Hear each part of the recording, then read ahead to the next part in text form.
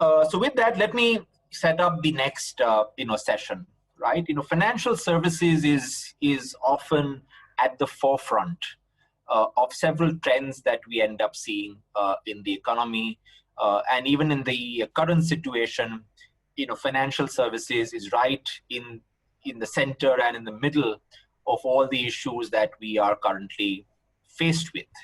And therefore, it's quite apt that IIA India has put together a panel that is going to focus on internal audit in the context of financial services. To help us walk us through that session, I have my friend Dhyanesh Pandit. Dhyanesh is a managing director in the financial services for risk advisory at Protiviti. He has over 20 years of experience in governance, risk, and compliance across banks, NBFCs, and insurance companies, and not just in India, but covering the globe, US, Europe, Middle East, and Southeast Asia. In his many years of consulting experience, he's worked with both private and public sector banks and insurance companies in the entire full service of solutions, all the way from risk policies, compliance, risk management, ICAP, operational risk, so on and so forth. So without much delay, I'm going to hand this over to Dhyanesh to introduce his illustrious panel and take the discussions forward. So over to you, Dhyanesh. Thank you so much, Gordon, for the introduction. And good afternoon to everyone, and hope everyone is keeping safe. During the next 1 hour, we will talk with the panel about internal audit in financial services, specifically practices, challenges, and the future of internal audit. Hope you like the session. On the panel today, we have very eminent panelists with deep financial services experience spread across internal audit, finance function, as well as risk function from their past experiences. They will help bring in not just inside-out view, but also outside-in view from a topic perspective. So allow me to introduce you to the panel members today. We have with us Abhishek Sanyal. Abhishek is an Executive Director and Head Group Internal Audit India at UBS. Prior to joining UBS, Abhishek was a Vice President in the Internal Audit Division of Morgan Stanley in New York. He has previously worked for Bank of America Merrill Lynch and HSBC. Abhishek is a certified internal auditor and is a member of the Institute of Internal Auditors. In addition, he is a CISA, CRISC, and CDPSE.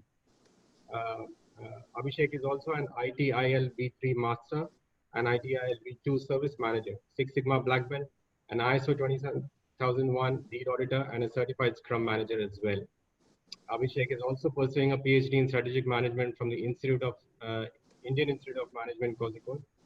In addition, he has an MSc in Analysis, Design and Management of Information Systems from London School of Economics, MS in Manufacturing Management from BITS Pilani, a PGD in Marine Engineering from MERI Mumbai, and a BE in Mechanical Engineering from University of Pune. So that's Abhishek Sanyal.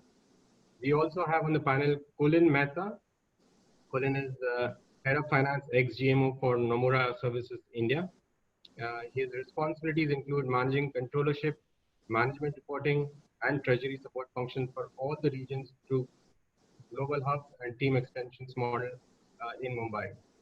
Kulin joined Nomura India in November 2006 as Head Financial Control and Expense Sourcing and Management, and over the last 13 years has been responsible for managing various functions within the global finance organization before taking up his current role.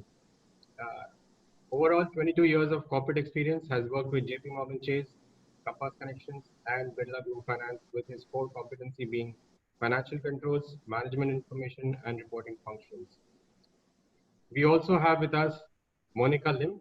Monica is Head Internal Auditor for Goldman Sachs in Bangalore. Previously, she was responsible for Hong Kong and Tokyo Internal Audit for the Global Markets Division as well. Monica joined Goldman Sachs in 2006 and was named Managing Director in 2017.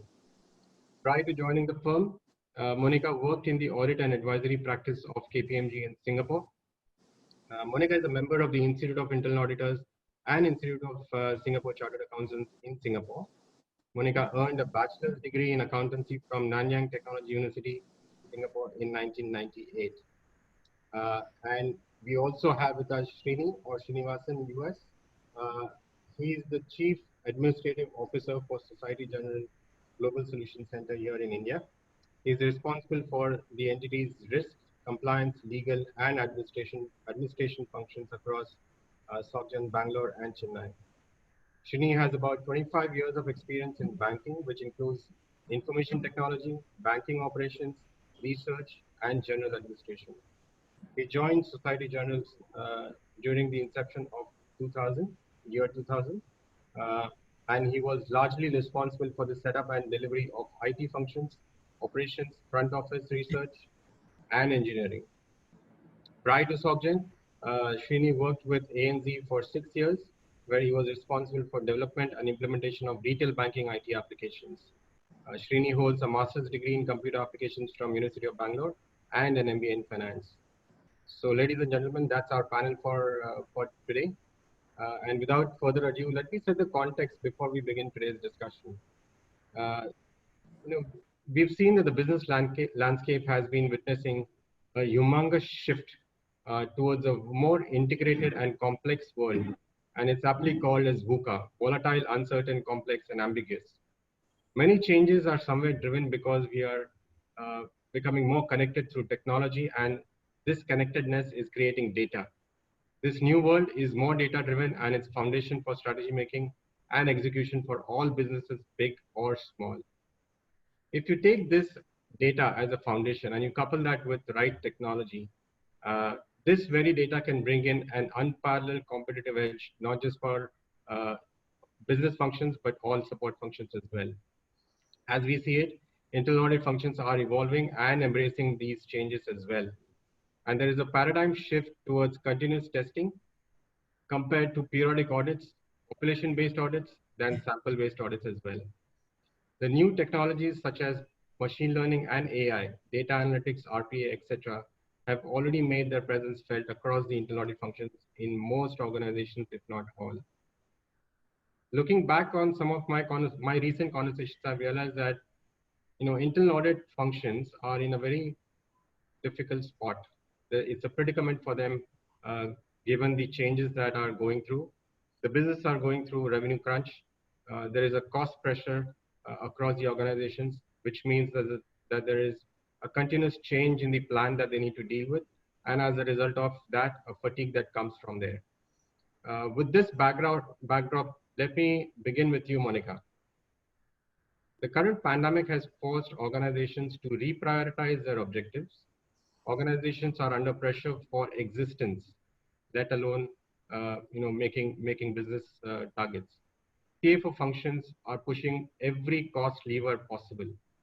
How do you believe the responsibilities of the I function have changed? So thank you very much for having me in this session.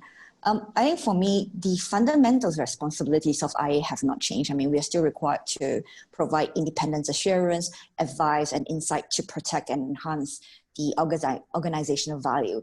But I do find that this pandemic has actually highlighted the need of speed for the IA function to adapt, react, and even proactively respond in order for us to continue to perform this role. We need to size up the risk, the changes in the risk, what's the new risk that's evolving as the business functions adapt to the new environments. You mentioned about the pressure of existence, the pressure on cost management.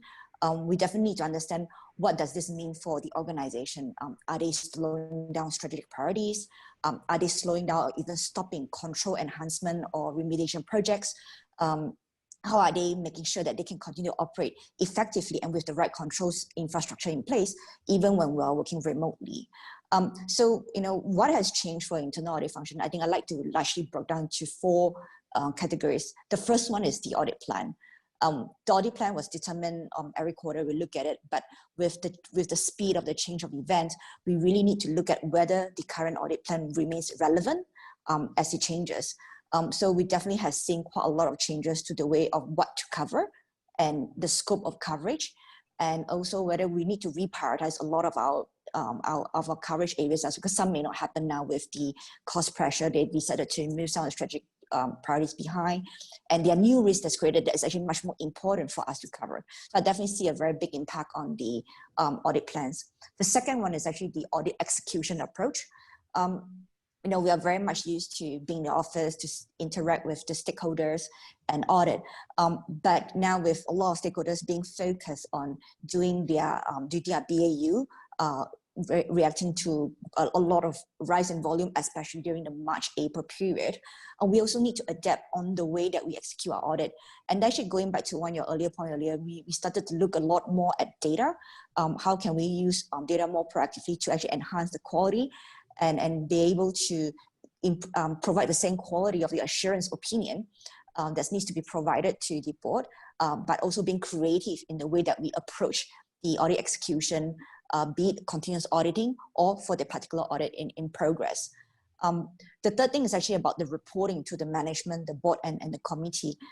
It does drive a need to be more proactive in talking to the management, the board, about what are the new and emerging risks, what are our response to it, what is our view of the situation, and what should be the right response from IA as well. Last but not least, on advising and providing insight. In the earlier session, I think one of the panelists mentioned about the IA function having the benefit of having a more broader and firm-wide view of what the organization is. So we are actually in a much better position to actually provide additional perceptions and insights to the management, who may be very well equipped with their understanding of their function in their silo, but may not have the broad silo. And that is where internal audit is able to add a lot of insights and value, discussing with management what to look out for, and even effectively challenging them, not only to look at the risk that's immediate rising, but also to think beyond the immediate time frame, but looking beyond like medium term and longer term. What's the implication if a certain decision in this way? So very simple things could be like the business continuity scenarios. What we traditionally think about business continuity scenario that has actually it does not cover any of our serious scenarios that we are facing right now. Nobody could anticipate that we could be working out of office physically for so long.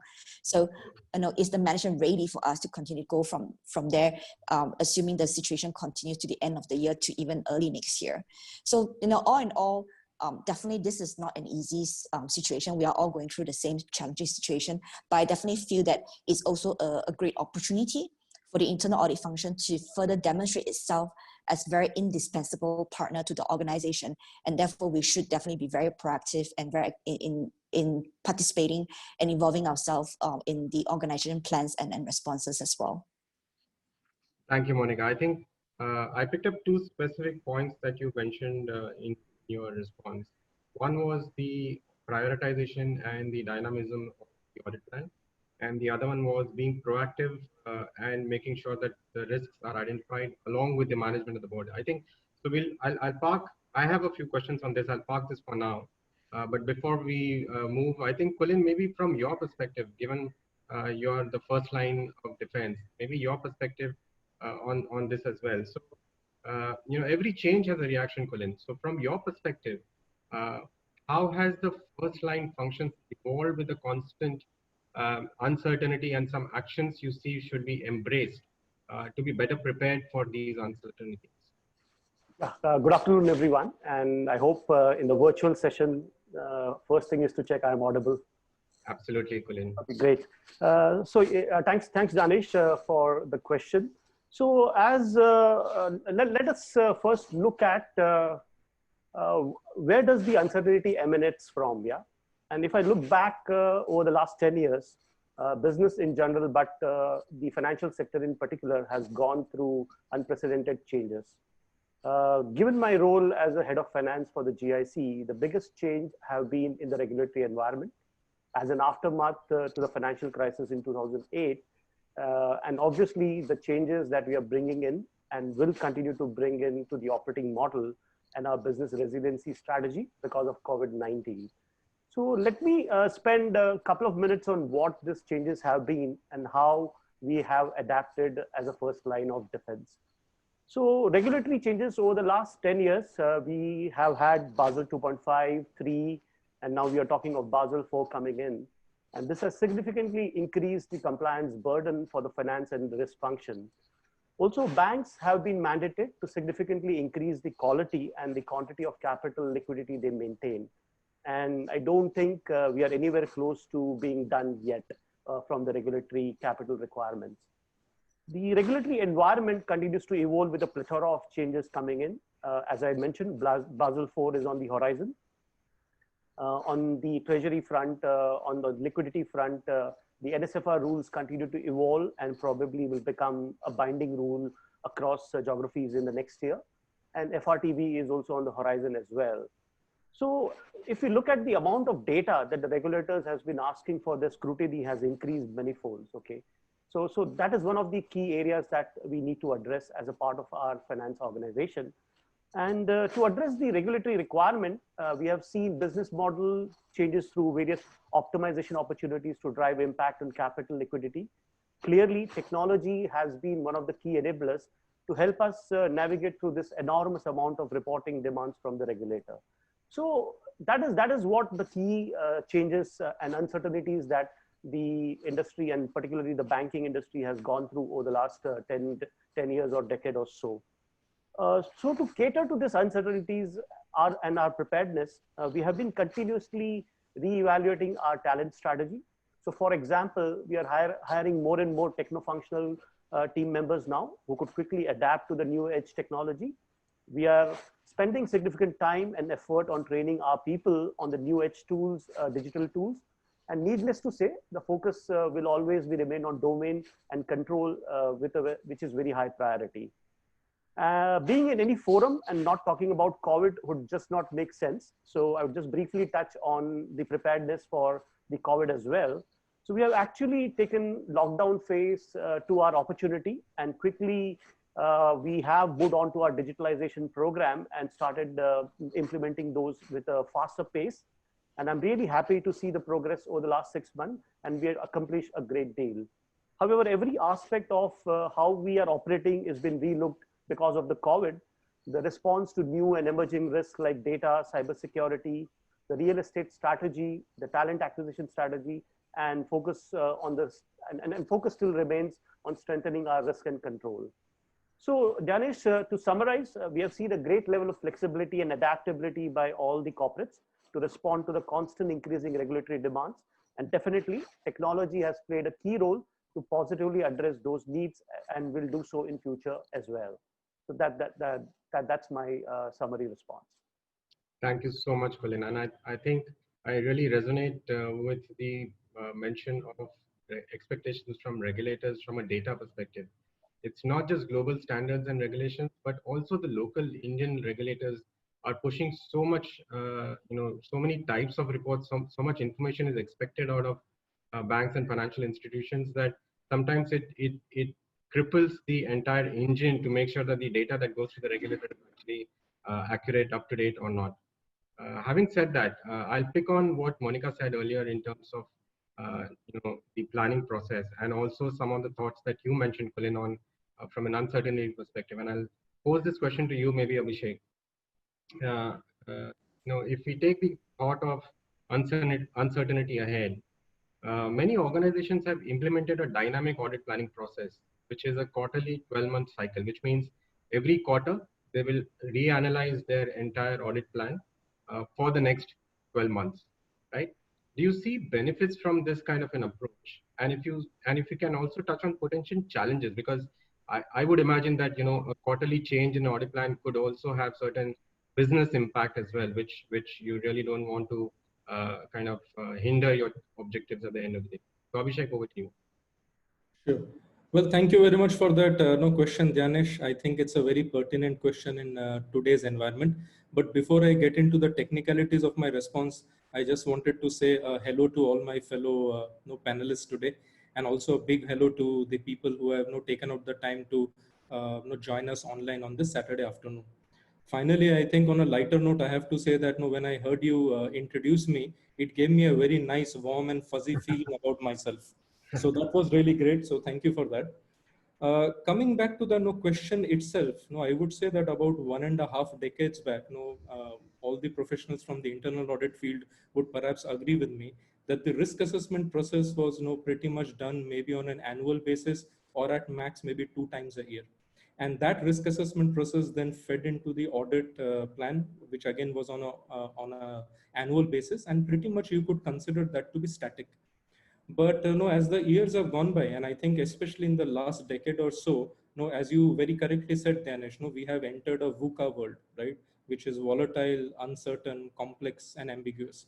And in these times, it is not enough to just have a static no risk assessment and audit plan.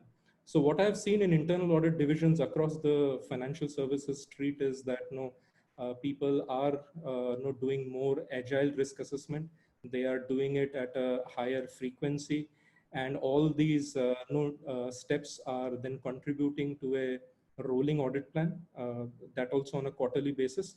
And basically this audit plan is much more flexible. I would like to reiterate why the audit plan is more flexible is that not only is it because of the rich and the more frequent risk assessment which is going on, but also based on the fact that now the audit plan is more open to event-driven reviews. I think if we go back a decade or so, it would the audit plan was, as I was saying, pretty much static. But today, because of the black swan events happening like the 2010 economic crisis or the ongoing pandemic right now, so all this agility is becoming a part of our day-to-day processes. Now it's well and great to say that on one side, we want to be agile, internal audit wants to be agile, but then the $1 million question on the other side of the goalpost is how do we do it? And it's not as if internal audit can just work in a silo where we change our processes or we change our methodology, forgetting that the impact of what we do is ultimately going to be felt on the business units. So that is the $1 million question that we have to say. Yes, we have to be flexible, we have to be agile, but I think definitely a lot still needs to be done in terms of how to come about with that agility. Now, Monica made a very good point about the 4 categories that she sees as evolving in terms of agility. And I just quickly wrote them down because I wanted to comment on that. So the audit plan is something Janesh you already talked about. It's flexible, it's on a global rolling basis, it is open to event-driven reviews, and it is reviewed on a quarterly basis. The second is about data. And I read somewhere in a recent article that data is the new oil. And financial services have the most amount of this oil. So if we have this amount of data, so definitely internal audit has to move in the direction that in this VUCA world, we can mine that data, we can identify the patterns coming out of it, and we can report on that data. The third thing was about executing in an agile manner. So again, it is one thing to plan in an agile manner, but it is absolutely another thing to execute in an agile manner. And this is where actually the business units come in.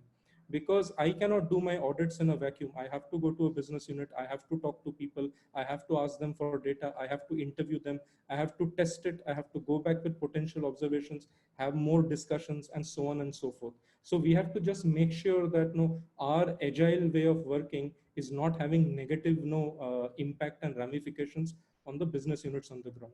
And finally, the incisive reporting. So again, I mean, I'm sure the internal auditors on the panel and on the call will agree with me that audit reports per se have also gone through a lot many changes, right?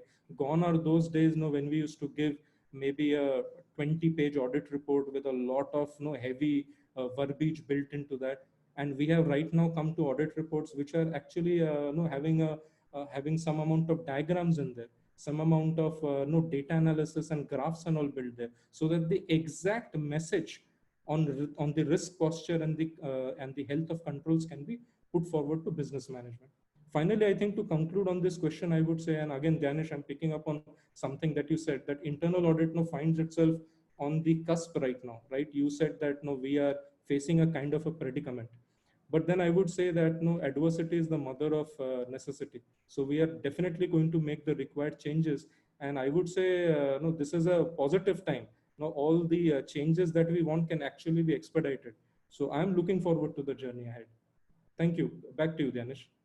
Thanks, Abhishek, so much. I really liked your perspective on the event-driven audit plan change, and specifically from not just being agile from a planning perspective, but also being agile from an implementation or execution perspective.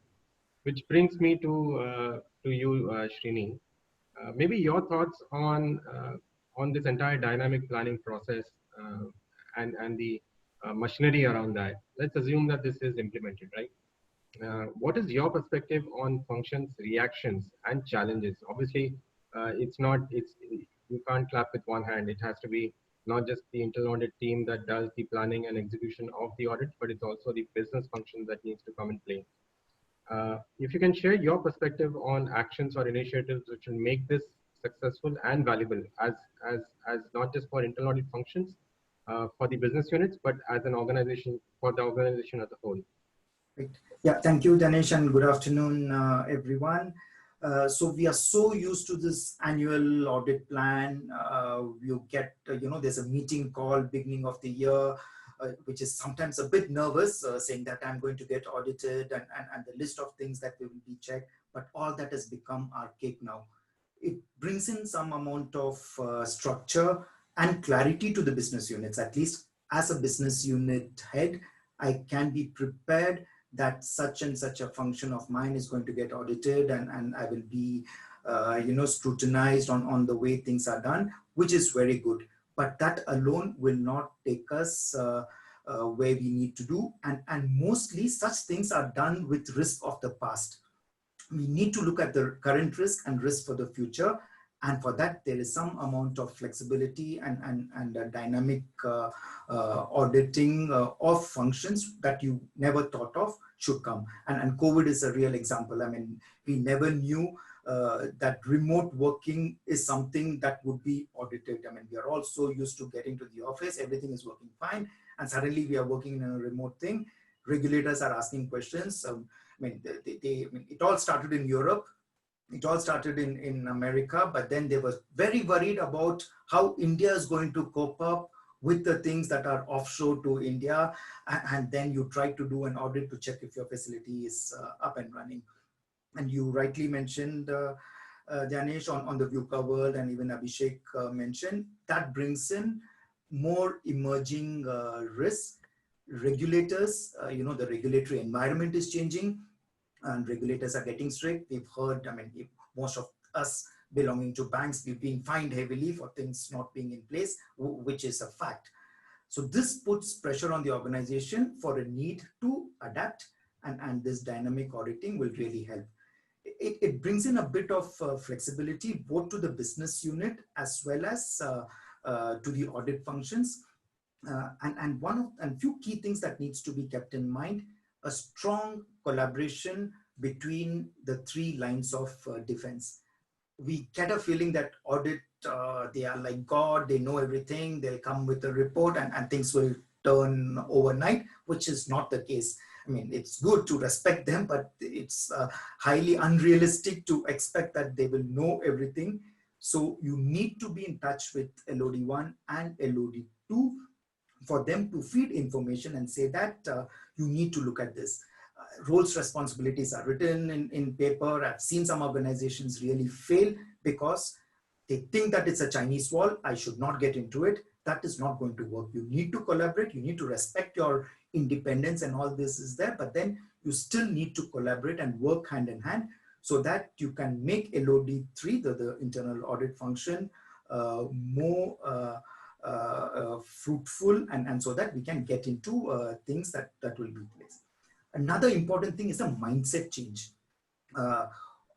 for both the business line as well as the audit function and the various LODs. Willingness to change, willingness to know the importance of the priority change and be prepared for it is also one of the important things that you need to do. And finally, it doesn't stop only at the planning stage. You can plan everything, but then even the execution till the report is given also needs to be dynamic. As Abhishek mentioned, in the past, I've seen audit letters. They say that it is I'm going to audit your function, a big memo given, and after 2 months or so, after everything is audited, you get another big report, and 40% of it you don't understand, and because they use verb and words there that are so complex that they put a sort of fear in you, what is happening to this thing. So that also needs to be a little more flexible in an agile manner, so that you regularly get the buy-in of the business lines and they start working on it. So these are the few things that I would say from my side, Ganesh. Thank you so much, Srini. I think I really liked your comment on the coordination between three lines of defense. For the longest period, I think everybody has been talking about it, but for some reason, the implementation has not been as well oiled as it should be. There are organizations which are struggling with that. Before I move on to the next question, maybe I'll nudge the audience a little bit. The question and answer panel is open, and feel free to type in any questions that you may have, and we'll pick them up towards the end of the session.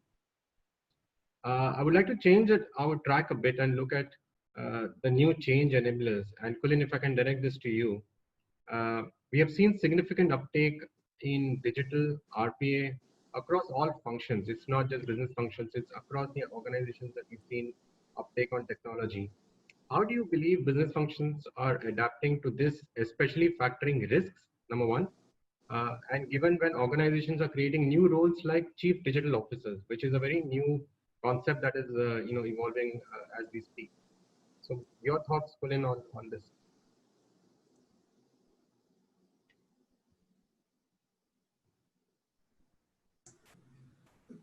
Kulin, I think you're on mute. Huh? Yeah, I'll unmute myself. Thanks. So, Ganesh, so technology changes and advancement is having a profound impact on most of the front office and corporate functions. Starting from 90s, we have seen in every decade, technology has played a very pivotal role. Software development was a new thing in 90s, then mobile technology and applications, and now the era of digitalization, AI, machine learning. So that is really taking the front seat as we talk as a part of the technology advancement. The impact of digitalization, artificial intelligence, machine learning, data analytics is all very persuasive. Let's take a simple example. Like most of the equity trading is in now electronic form. And if we compare that like 8 to 10 years back, it indicates that the fundamental transformation of the business model has substantially happened through technology. So every function, be it global markets, operations, finance, legal, HR, and for that matter, audit, everyone is in the process of technology transformation. Coming close to my function, talking about finance in specific, I have three clear priorities: data transformation, digitalization, and enhanced analytics.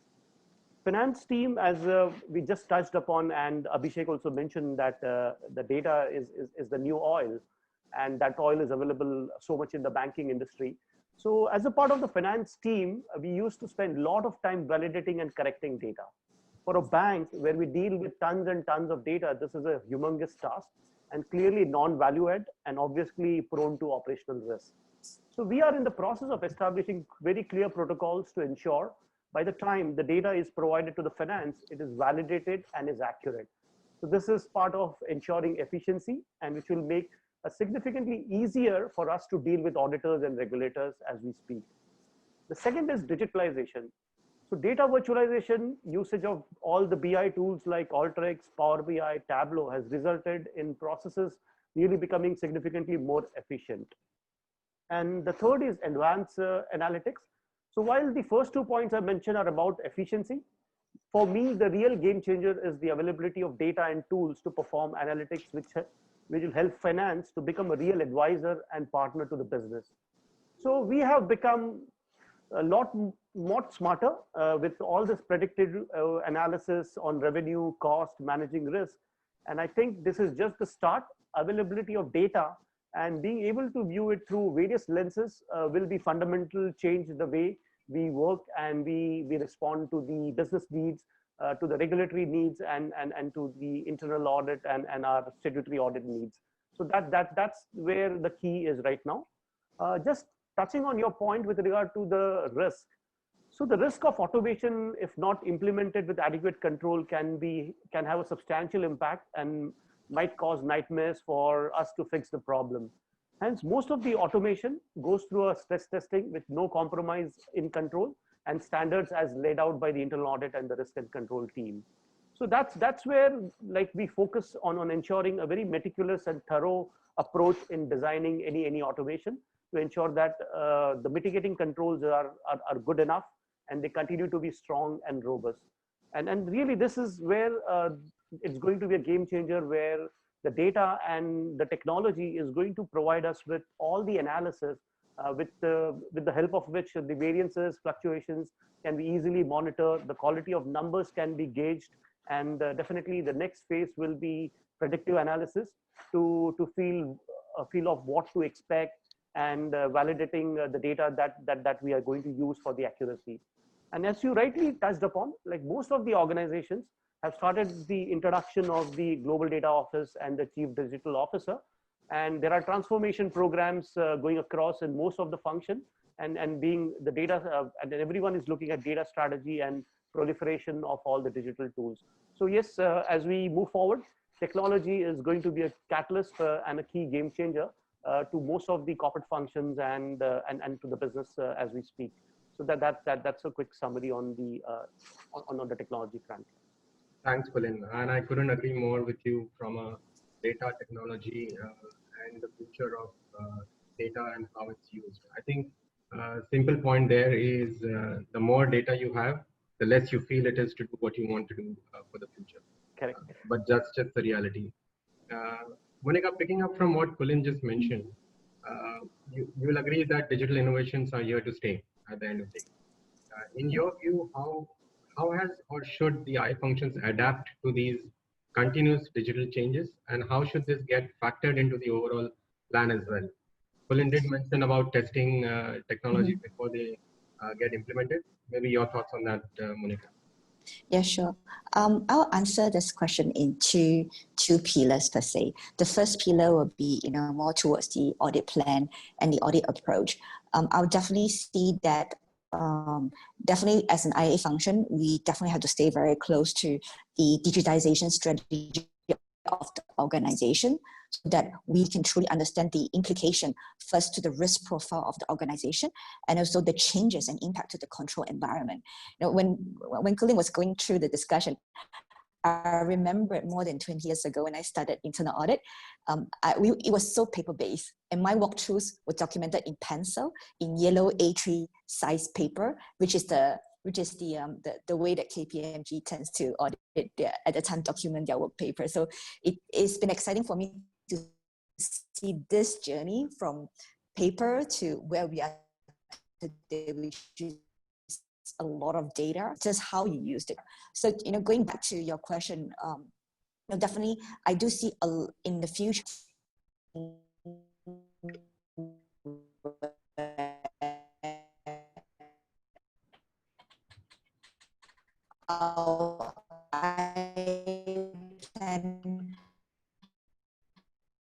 and also the digitization, which is transforming the data from paper to analog base.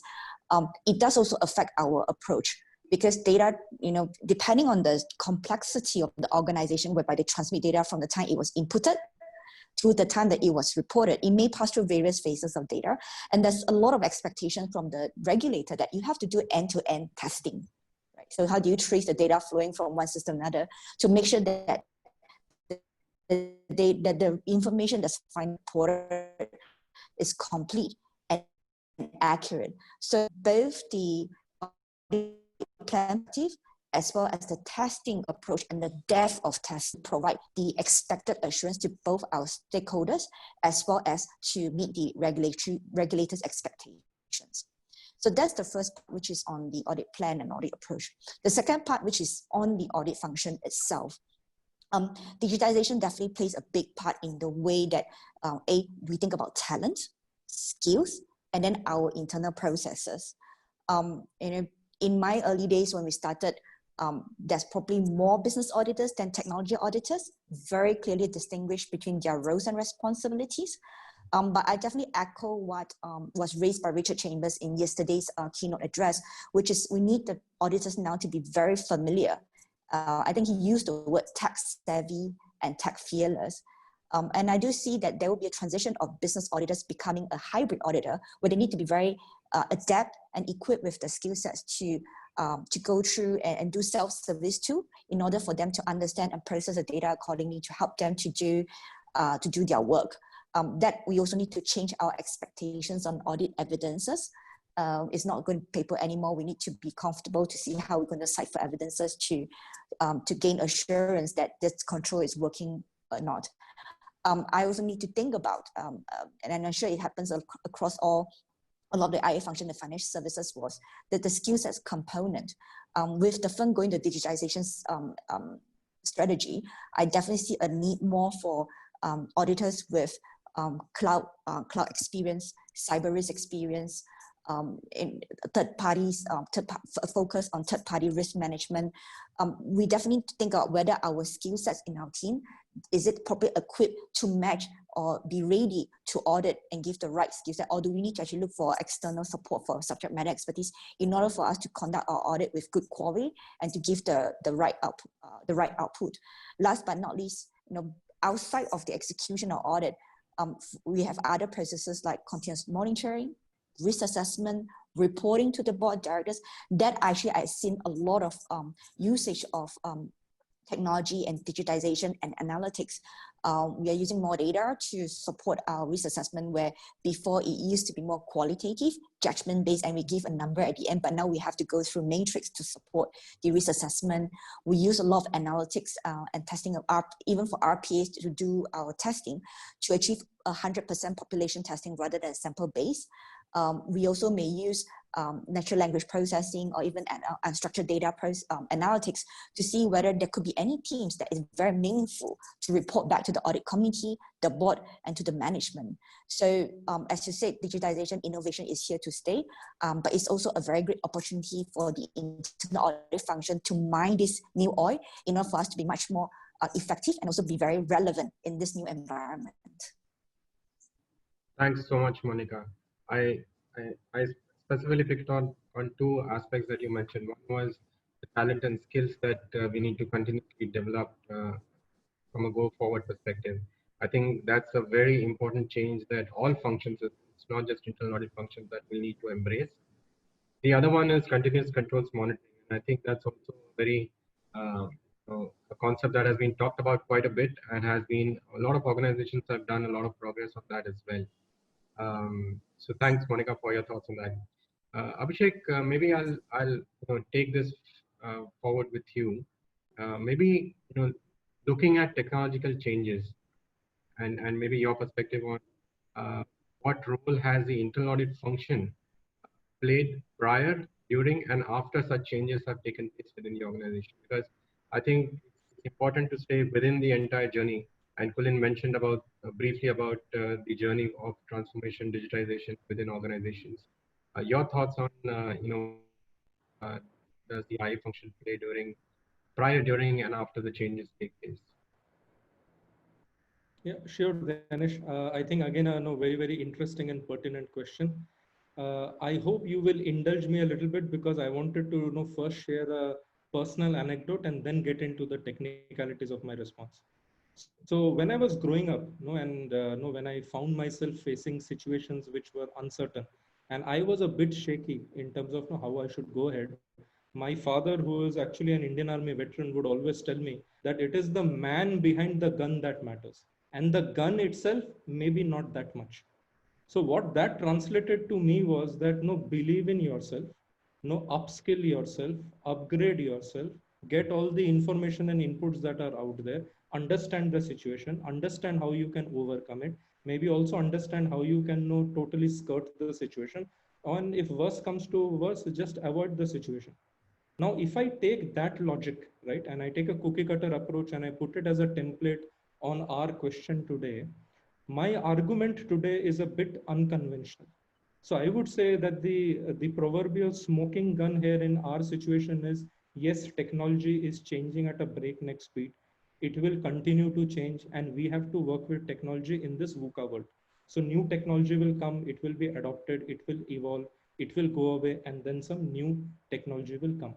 So my argument, just to go a little bit ahead, is that why focus so much on the technology?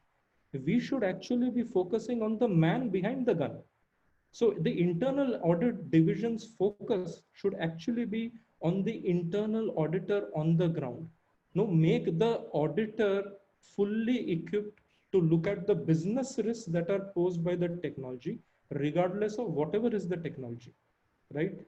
Because ultimately, whatever risks are being posed by changes in technology, new technology and all, it has to translate to an impact to my business processes. So invest in the auditor on the ground, right? And Monica was also alluding to the same thing, right? Get the information, get the inputs, get the training, understand that how technology is going to have an impact on the business process. I noted down something that Monica said, no, what she picked up from Richard Chambers' no talk yesterday is that no, auditors need to be tech savvy. And for the last decade, auditors have become tremendously tech savvy. And no, immediately my mind takes me back to one of my no past line managers who used to tell me that the best IT auditor or a tech auditor is a business auditor who is a SME in technology. So again, I go back to my core argument that we should be focusing on the internal auditor on the ground. I take a particular no example here that I was a part of, no, from real life. So about half a decade back, no, one of the largest no investment banks in the world, it was undergoing a transformation, a huge transformation, actually in the finance space. No, and maybe Kulin can relate to this no better than me even. So this behemoth was actually moving away from proprietary legacy mainframe technology for general ledgers and product ledgers onto a industrialized ERP.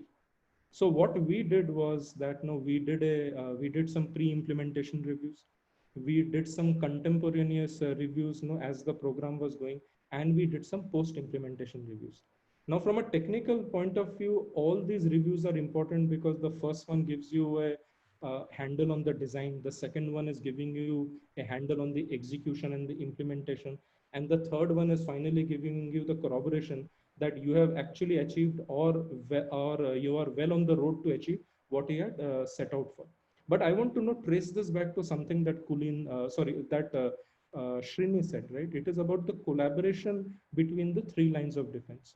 We did not arrive right at the end saying that no, we have now taken training on no auditing this industrialized ERP solution, and here is a list of 200 observations that we see.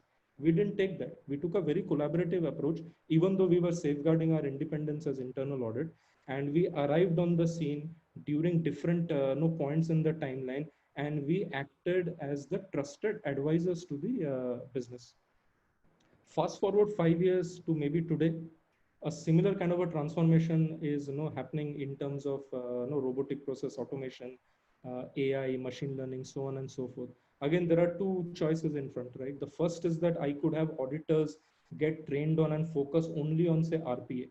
But after 5 years, when RPA is just another technology that was there in the past, what happens to the auditors and what happens to my audit plan, right? What happens to my risk assessment? How do I go back to the business? Because now they're using something else.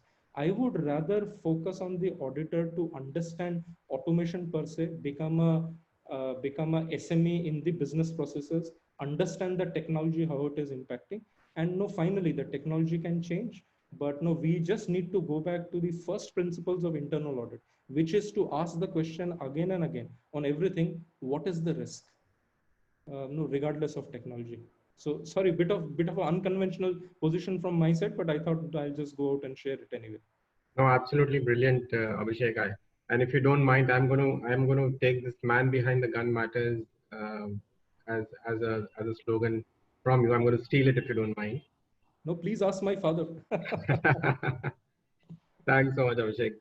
Srini, staying on technology, the way business processes are getting technology focused, and some of these technologies are indeed very complex. How do you see, and Abhishek touched upon this point as well, and so did Monica here.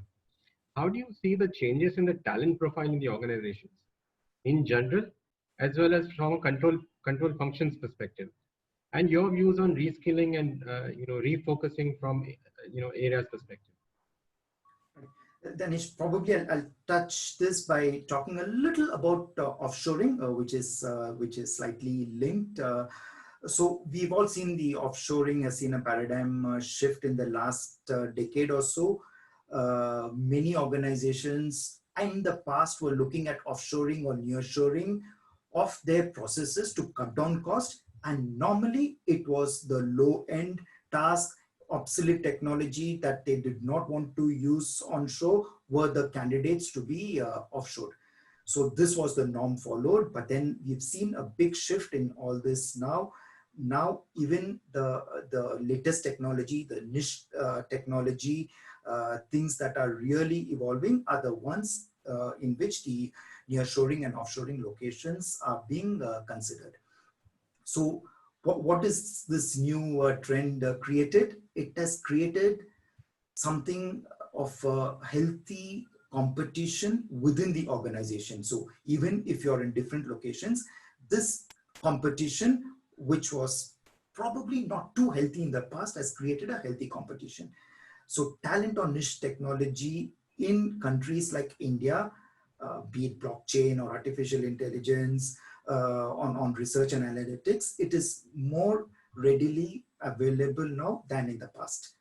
So for people where this is not readily recruited from the market, organizations are either reskilling people or cross-skilling them to acquire this technology. And for an organization, modernizing it from legacy will bring in efficiency.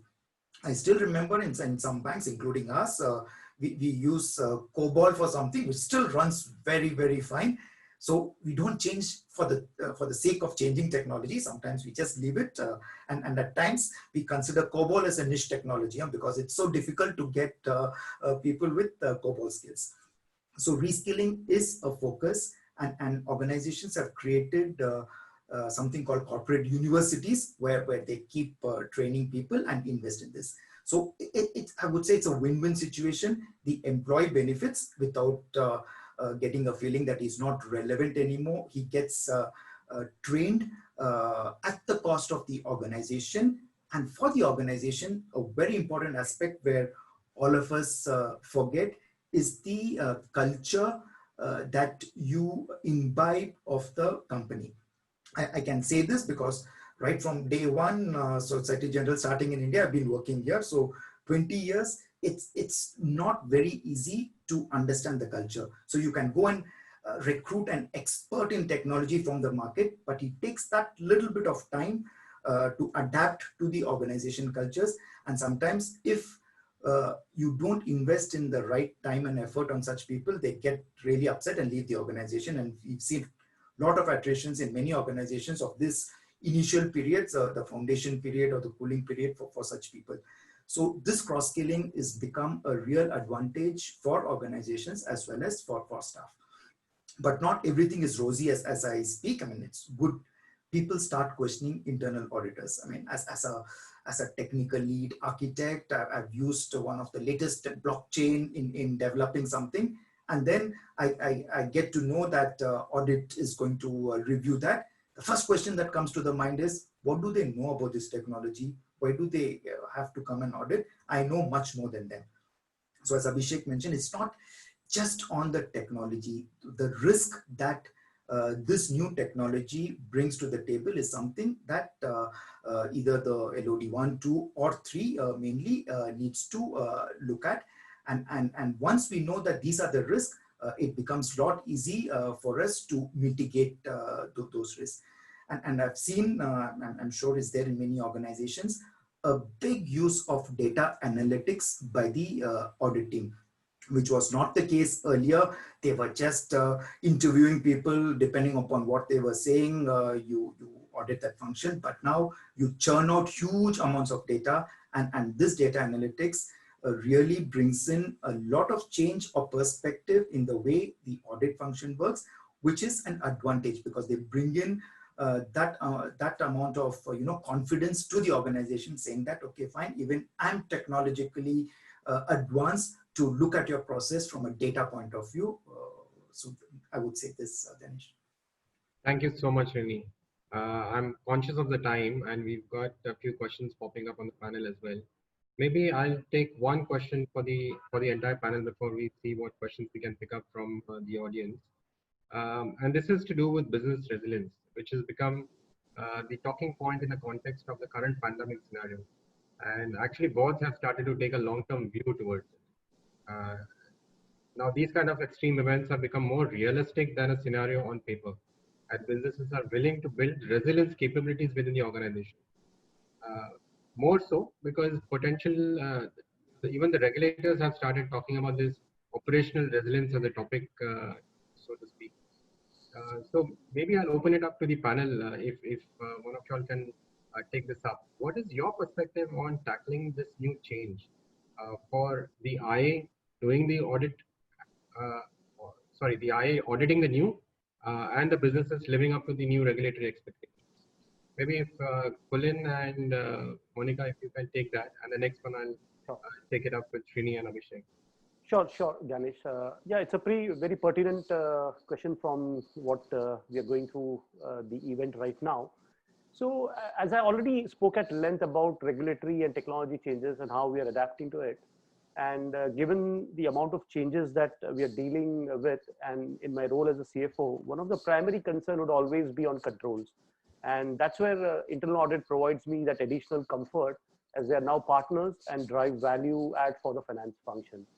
Let's touch on the pandemic right now. Yeah. So while many organizations did recognize business continuity as a risk, but nonetheless, most are never tested to this extreme.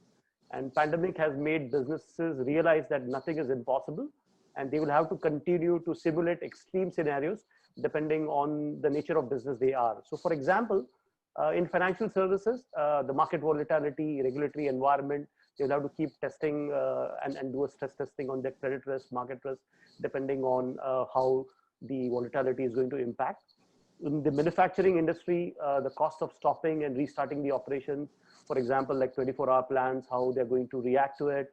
And then similarly in healthcare and in another industry, we just need to understand the business resiliency or operational resiliency as we speak.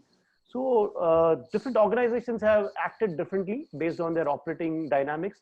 So for example, like a multinational operating organization across multiple geographies have leveraged their location dynamics, and others who have been operating in a single geography have utilized their district kind of dynamics to really answer to the whole pandemic issue that we're currently facing.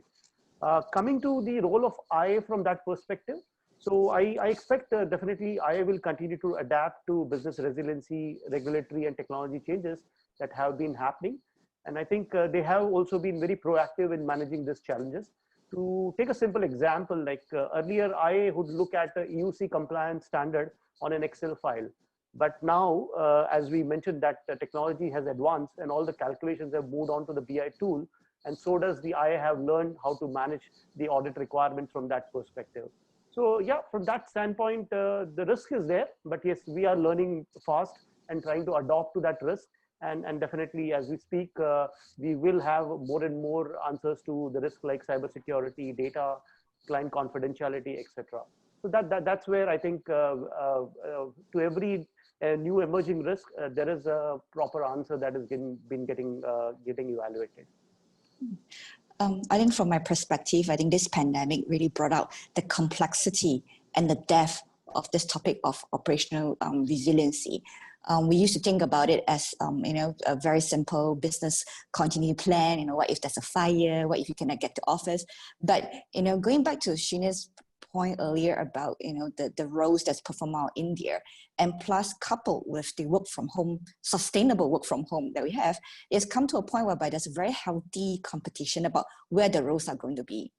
Putting aside roles that's regularly required to be at that specific location, other roles can go anywhere in the world based on the talent, based on the productivity. And if you look at India itself, if you look at the number of international organizations, including financial institutions, the size of the presence and the nature of the processes and work that's done over here, including a lot of global initiative, this topic is becoming increasingly important. First, there's also the angle of concentration. Is this work done over India globally in one location, or is it dispersed around? This pandemic also taught us about the whole world can go down at the same time. Right? So what are you going to do about it? If India can't perform the work, how does it go for other locations? So there's a lot of angles. Other angles include your vendors. So what if your vendors, you could have a contractor in US who then outsource their function to their counterparts in India. So that level of thoughts and depth, it definitely requires a lot more analysis. So I think from an IA standpoint, we have spent quite a lot of time, and we do need to continue to spend time to make sure we understand how far-reaching this operational resiliency topic is, and we need to make sure we cover all angles as well. Thanks, Monica. Thanks, Colin. Maybe, I know we are running short of time, so I'll take one question which I found relevant to the topic that we are just discussing right now. And maybe if Abhishek and Srini, if you can take this one. What kind of mandates are we getting from the boards with respect to business resilience? And how are boards looking at the ability to adapt to the pandemic? That's the question that's. Sure. So, Srini, can I take a first? Yeah, go on, Abhishek. Yeah. Okay.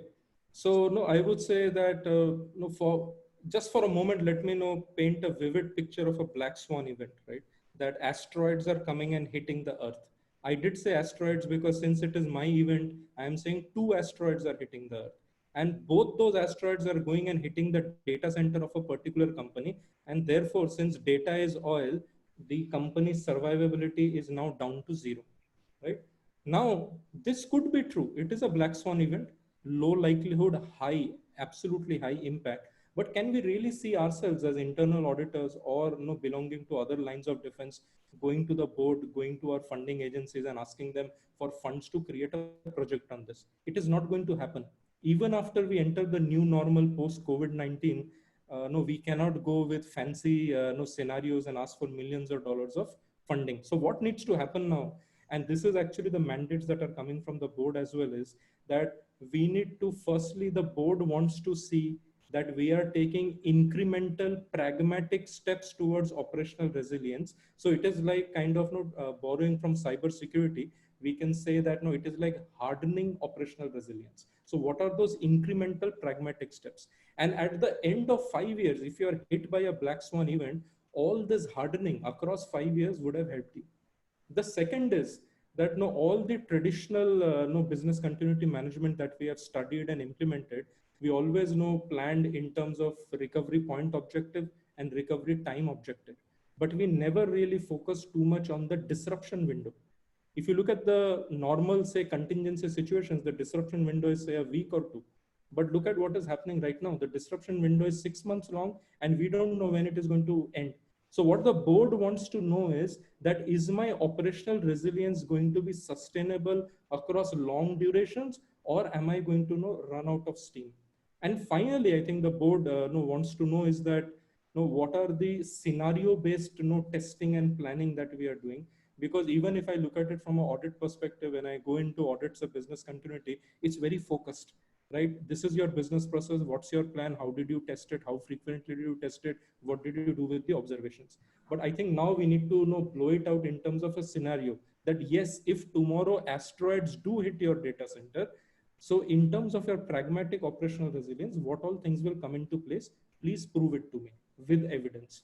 So I think these are the 3 key things, Dhyanesh, that the board is wanting to know for operational resilience. Thank you, Abhishek. And Srini, sorry to put you on the spot, but we have 1.5 minutes. So yes, I will try to do it quicker than that. Okay, one important thing is most of organizations, they put a good business continuity plan saying that in case of an event, we will go and implement this. It was never tested. And this is the time when organizations are testing it, and the board really wants them to prove that you can do it. And it has been a good test for many organizations where to get ready. I mean, sometimes they are not even ready for it. It's on paper to ensure that the regulators don't come and behind your back and try to hassle you. But then this pandemic has really created an opportunity for organizations to really get ready for it and be equipped. Thank you so much, Srini. I see Burzin is with us now, and I see that our time is up. So Burzin, over to you. I think it's been, before Burzin handing over to you, thank you so much to all the panel members. I think it's been a very exciting and interesting conversation. There are some unanswered questions, which we'll try to pick up later after the sessions, but over to you, Burzin. Thank you. Thank you so much, Dhyanesh.